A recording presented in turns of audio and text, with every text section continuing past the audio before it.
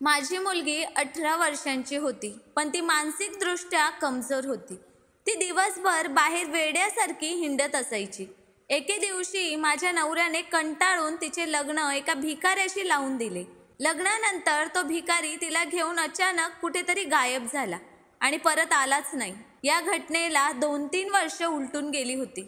या दरम्यान माझे पतीही अर्धांगवायूमुळे अंथरुणाला खिळले होते आणि मी रस्त्यावर भीक मागू लागले. एके दिवशी माझ्या नवऱ्याची औषधं संपली म्हणून मी खूप अस्वस्थ झाले. त्या दिवशी मला कोणीही भीक दिली नाही. मला काळजी वाटू लागली होती की तेवढ्यात अचानक माझ्या हातावर कोणीतरी हजारो रुपये ठेवले. जेव्हा माझी नजर त्या व्यक्तीवर पडली तेव्हा तर मी थक्कच झाले. माझे नाव पल्लवी आहे. लग्नानंतर पहिली मुलगी झाली म्हणून मला खूप आनंद झाला होता. माझा नवरा आणि मी दोघेही खूप आनंदी होतो. पण काही दिवसांनीच माझ्या लक्षात आले की माझी मुलगी सामान्य मुलांसारखी रडायची नाही. ती खेळकर नव्हती. यामुळे मी खूप अस्वस्थ झाले होते. जेव्हा ती थोडी मोठी झाली आणि तिचं शिकण्याचं वय झालं तेव्हा देखील तिची तशीच अवस्था होती. तिने कधीच काहीही खोडसाळपणा केला नाही. तिला मी जिथे बसवायचे तिथेच ती तासनतास बसलेली राहायची. मला तिच्या अशा वागण्यात असामान्यपणा जाणवू लागला म्हणून मी तिला डॉक्टरांना दाखवले. डॉक्टरांनी माझ्या मुलीला तपासल्यानंतर सांगितले की तुमची मुलगी मानसिकदृष्ट्या कमकुवत आहे. डॉक्टरांचे बोलणे ऐकून तर माझ्यावरती जणू आभाळच कोसळले होते. माझ्या मुलीची विचार करण्याची आणि समजून घेण्याची मानसिक क्षमता कमी आहे ही गोष्ट माझ्यासाठी खूप वेदनादायक होती, कारण तिच्यानंतर मला मुलंही झाले नाही. जसजशी माझी मुलगी मोठी होत होती तसतसा तिचा बालिशपणा वाढतच चालला होता. आता ती 18 वर्षांची झाली होती, पण तिचे मन 6-7 वर्षांच्या मुलांसारखेच होते. माझी मुलगी दिसायला खूप सुंदर होती, पण तिचे वागणे खूप विचित्र होते. मी तिला समजवायचे की आता ती मोठी झाली आहे, तिने अंगावर दुपट्टा घ्यावा, पण तिला काहीच समजायचे नाही आणि ती ओढणी फेकून द्यायची आणि रोज परिसरातील मुलांसोबत क्रिकेट खेळायचे आहे असे सांगून बॉल घेऊन घराबाहेर पडायची. 18 वर्षांची असून ती 9-10 वर्षांच्या मुलांसोबत बॅट बॉल खेळायला जायची. मी तिला समजवण्याचा खूप प्रयत्न केला की ती तरुण आहे आणि तिने घरीच राहायला हवं, पण ती लहान मुलांसारखी हट्ट करू लागायची. एकदा मी तिला माझ्यासोबत बाजारात घेऊन गेले तेव्हा ती म्हणाली की आई, मला खेळणी विकत घेऊन दे. मी तिला खेळणी घेऊन देईन हे देखील मान्य केले, पण त्यावेळी माझे पैसे संपले आणि खेळणी बघून माझी मुलगी लहान मुलांसारखी हट्ट करू लागली. तिला मी खूप समजावले की माझे पैसे संपले आहेत आणि मी उद्या तिला खेळणी नक्कीच विकत घेऊन देईन, पण ती ऐकायला तयारच नव्हती. ती जमिनीवर जोरात पाय आपटत रडू लागली. तिचे असे कृत्य बघून तिथून जाणारे वाटसरू तिथेच उभे राहिले आणि एक तरुण मुलगी लहान मुलांसारखा हट्ट करत आहे हे बघून हसू लागले. काही वेळातच तिथे बरेच गर्दी जमा झाली होती.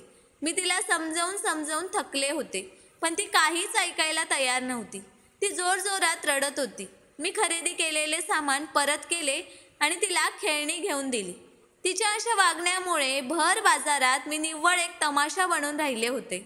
यानंतर मी तिला घरात बंद करून निघून जायचे. आता ती मोठी झाली होती तरीसुद्धा तिच्यासोबत खेळत नाही म्हणून ती बाहेर खेळणाऱ्या मुलांना मारायची. कधी कधी ती गच्चीवर जायची.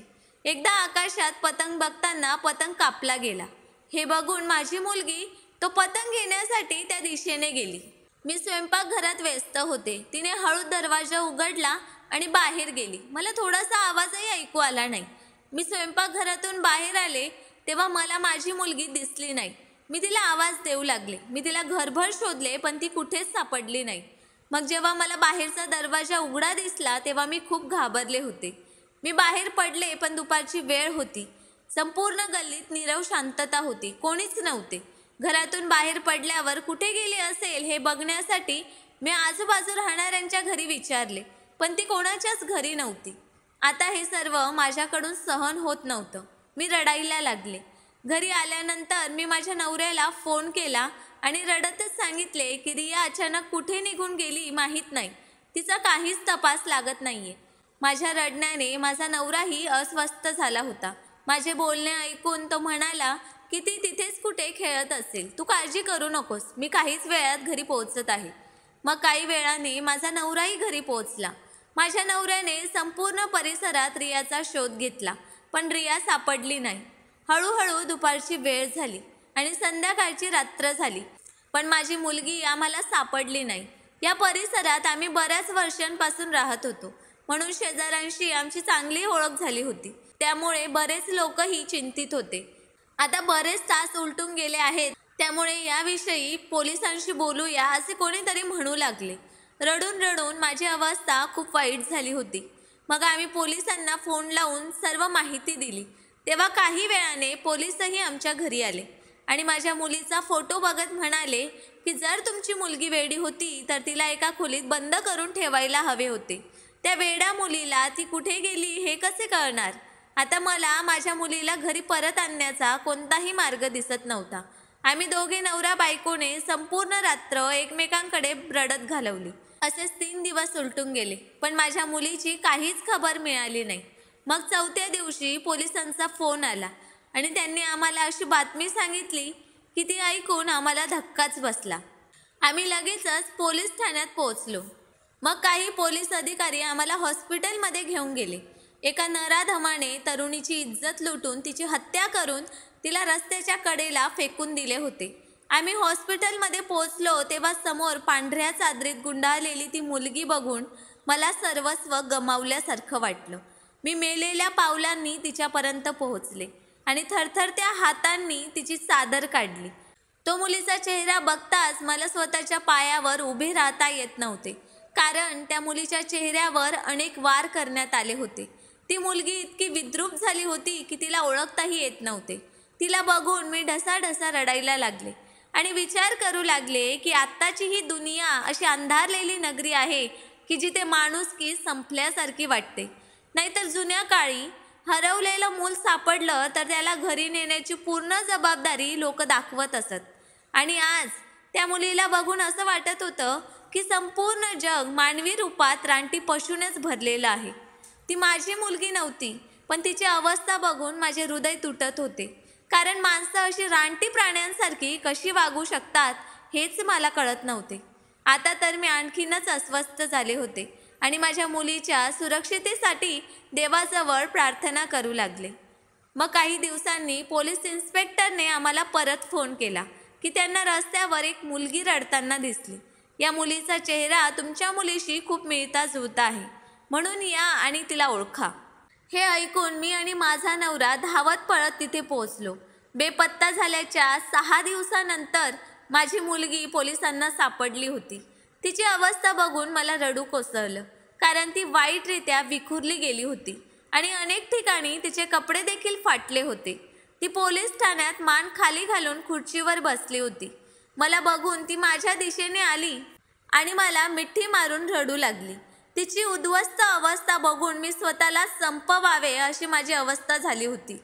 ती पुन्हा पुन्हा पोलीस अधिकाऱ्याकडे हिचकीने बोट दाखवायची, जणू तिला काहीतरी सांगायचे आहे, पण ती घाबरून इन्स्पेक्टरच्या रागीट नजरेने गप्प होती. मी तिला माझ्यासोबत घरी आणले, तिला जेवण दिले, तिला आंघोळ घातली, तिचे कपडे बदलवले. मग ती मला मिठी मारून पुन्हा रडू लागली आणि रडतच मला म्हणाली की आई, मी गच्चीवर पतंग उडवताना बघत होते, तेव्हा तो पतंग कापला, म्हणून मी तो पतंग पकडण्यासाठी त्याच्या मागे धावू लागले. जिथे पतंग उडत होता तिथे मी पण त्याच्या मागे धावत राहिले. कुणाच्या अंगणात पडला होता कुणास ठाऊक. जिथे माझ्या मुलीने दार ठोठावले आणि त्यांना सांगितले की तिला त्यांच्या अंगणात पडलेला पतंग उडवायचा आहे, त्यावेळी घरात फक्त एक तरुण उपस्थित होता. माझी मुलगी तिथे ओढणीशिवाय उभी होती. माझ्या मुलीला बघून त्या माणसाची नियत बिघडली आणि त्याने तिला घरात घेतले. त्याने तिला नवीन पतंग विकत घेऊन देईल आणि खेळणीही घेऊन देईल असे सांगितले. हे ऐकून माझी मुलगी खुश झाली आणि त्याच्या घरात गेली. त्या नराधमाने माझ्या मुलीला बहाण्याने खोलीत नेले आणि तिच्याशी गैरवर्तन करू लागला. तेव्हा ती घाबरली आणि बाहेर जाण्यासाठी हट्ट करू लागली. पण जेव्हा त्या व्यक्तीने तिचे दोन्ही हात पाठीमागे बांधले तेव्हा ती जोरजोरात रडू लागली. त्याने तिच्या तोंडात रुमाल बांधला. त्याने माझ्या मुलीची इज्जत पायदळीत तुडवली आणि नंतर तिला पतंग देऊन घरातून हाकलून दिले. ती रस्त्यावर रडत फिरत राहिली. तिचे कपडेही अनेक ठिकाणी फाटले होते. ती आई बाबा म्हणून ओरडत होती. अनेकांनी तिला मदत करण्यासाठी तिच्या घरचा पत्ता विचारला, पण घरचा पत्ता सांगण्या इतकी समज तिच्यात नव्हती. ती अशीच रस्त्यावर भटकत राहिली. कुणाला दया आली तर तिला खायला द्यायचे. ती 6 दिवस फुटपाथवर झोपली. एका रात्री पोलिसांची बाईक तिच्याजवळ थांबली आणि ते तिला घेऊन पोलीस ठाण्यात गेले. जेव्हा पोलीस अधिकाऱ्याने तिला बघितले तेव्हा त्याने ओळखले की ही तीच मुलगी आहे जिच्या पालकांनी बेपत्ता होण्याची रिपोर्ट लिहिली होती. पण माझ्या मुलीला बघून त्या वासनी इन्स्पेक्टरचीही नीतिमत्ता डगमगली. त्याने माझ्या मुलीला तिच्या बिघडलेल्या अवस्थेतूनही सोडले नाही आणि तिला एका खोलीत नेले. ती किंचाळत राहिली, ओरडत राहिली, पण त्या नीच इन्स्पेक्टरलाही तिची दया आली नाही. त्याने तिची इज्जत लुटली आणि तिला धमकावले की तिने जर कोणाला काही सांगितले तर गळा दाबून तो तिला ठार मारेल. त्याने माझ्या मुलीला धमकावून खुर्चीवर बसवले आणि मग नंतर आम्हाला माहिती दिली. मी माझ्या मुलीचं बोलणं ऐकून ढसाढसा रडायला लागले. देशाचे रक्षकच जर भक्षक झाले तर इतरांचा सन्मान कसा सुरक्षित राहील? आम्ही पती पत्नीने तोंड बंद ठेवणे शहाणपणा समजले आणि आम्ही शांत बसलो. पण कदाचित आमच्या विनाशाची प्रक्रिया सुरू झाली होती. काही दिवसांनी तो इन्स्पेक्टर परत आमच्या घरी आला आणि म्हणाला की आम्ही काही गुन्हेगारांना पकडले आहे.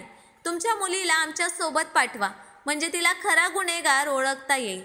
तो इन्स्पेक्टर ज्या वाईट नजरेने माझ्या निरागस मुलीकडे बघत होता ते पाहून माझं हृदय हादरलं.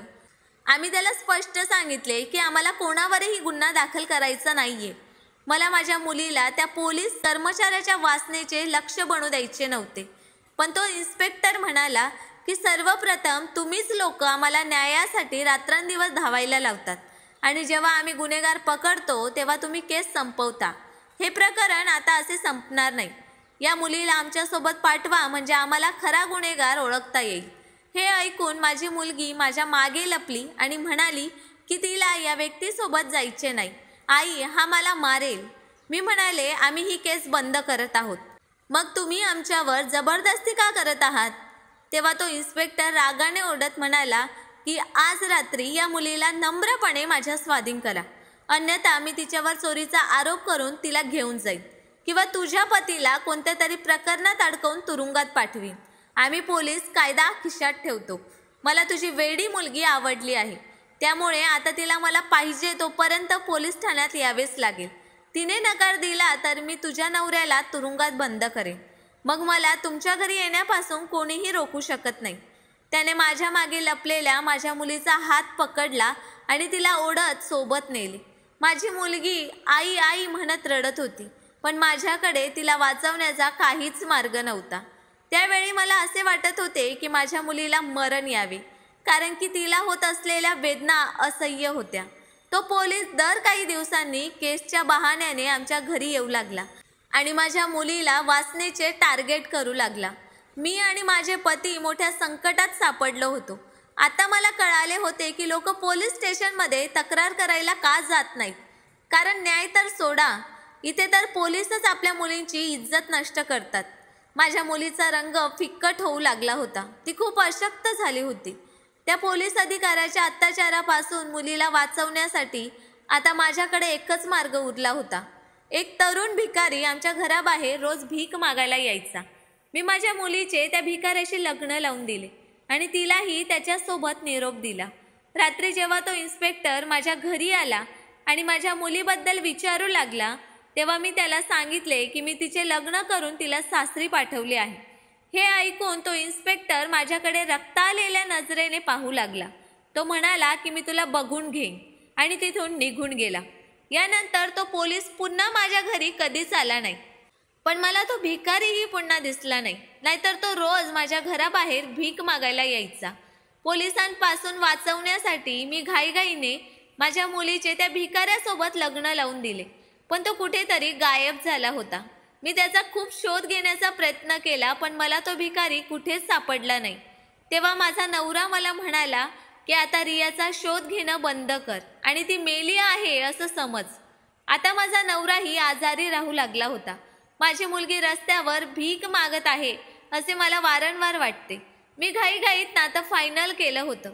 पोलिसांच्या तावडीतून सुटल्यानंतर मी माझ्या मुलीला पुन्हा माझ्याकडे ठेवेन असे मला वाटले होते. पण कदाचित नियतीला हे मान्य नव्हते. माझ्या मुलीला तो कोणते काम करायला लावेल माहीत नाही. काही भिकाऱ्यांनी पैशाच्या लालसेपोटी तिला वेश्यागृहात विकले असावे अशी शक्यता आहे, असे माझ्या मनात अनेक प्रकारच्या शंका आणि काळजी होत्या. माझ्या नवऱ्याला अर्धांगवायू झाला होता. माझा नवरा पलंगावर पडलेला होता. माझा नवराच माझ्या कुटुंबातील एकमेव कमवता सदस्य होता. त्यांच्या उपचारासाठी मी माझे दागिने विकले. काही महिने माझ्या पतीच्या पगारातून घर खर्च भागत राहिला. पण हा ट्रेन किती दिवस चालू राहणार? कमाईचे साधन नव्हते. मी अशिक्षित होते. मला शिवणकाम देखील करता येत नव्हते.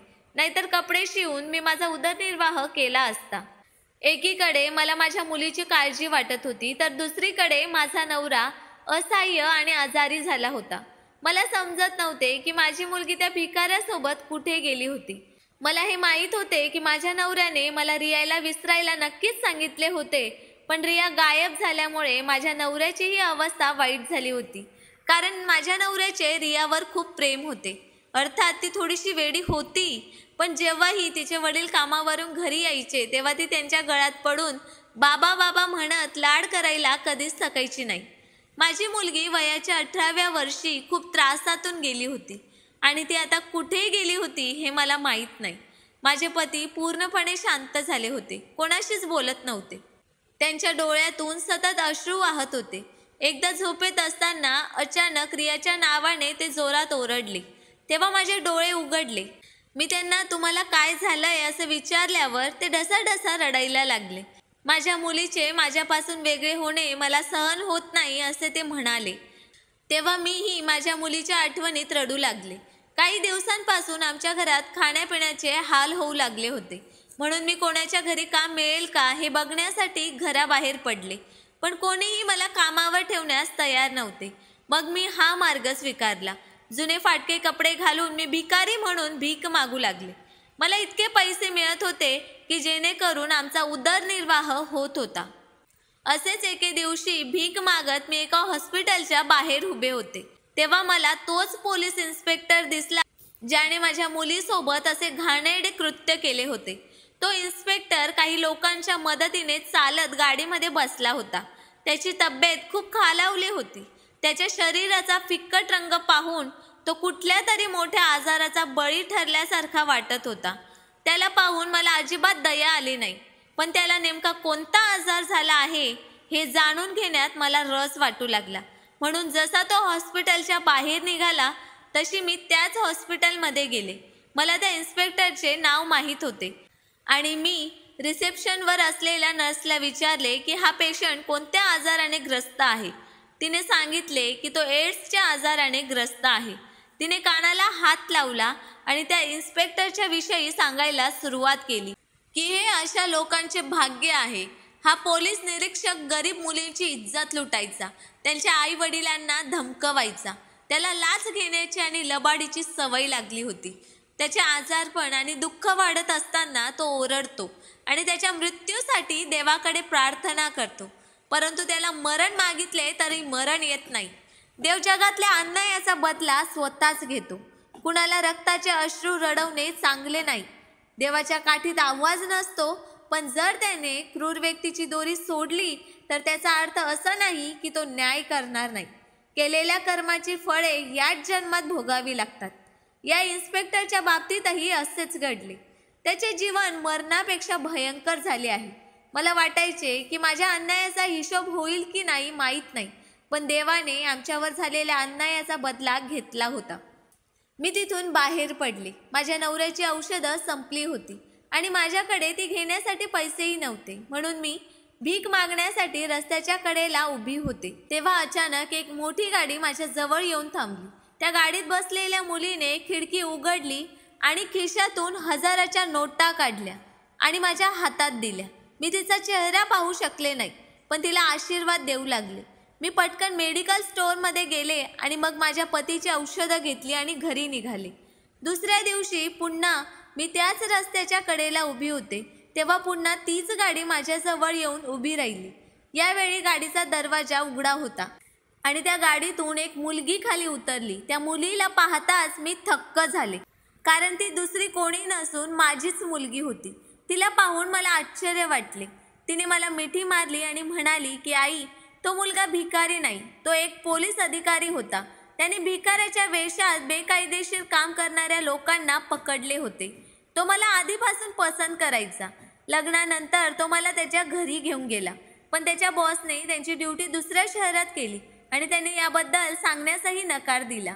म्हणून तो मला दुसऱ्या शहरात घेऊन गेला. त्याने माझ्यावर उपचारही केले. मी खूप आनंदी आहे.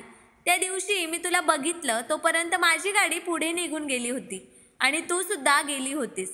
म्हणून आज मी पुन्हा इथे आले. माझ्या मुलीला सुखरूप बघून मी देवाचे आभार मानू लागले. माझ्या नवऱ्यालाही आपल्या मुलीला बघून खूप बरे वाटले. तर मित्रांनो, स्टोरी कशी वाटली ते कमेंट करून नक्कीच सांगा. आम्ही नेहमीच तुमच्या कमेंट्स आणि लाईकची वाट बघत असतो. आणि स्टोरी आवडली असेल तर चॅनलला सबस्क्राईब करायला पण विसरू नका. धन्यवाद.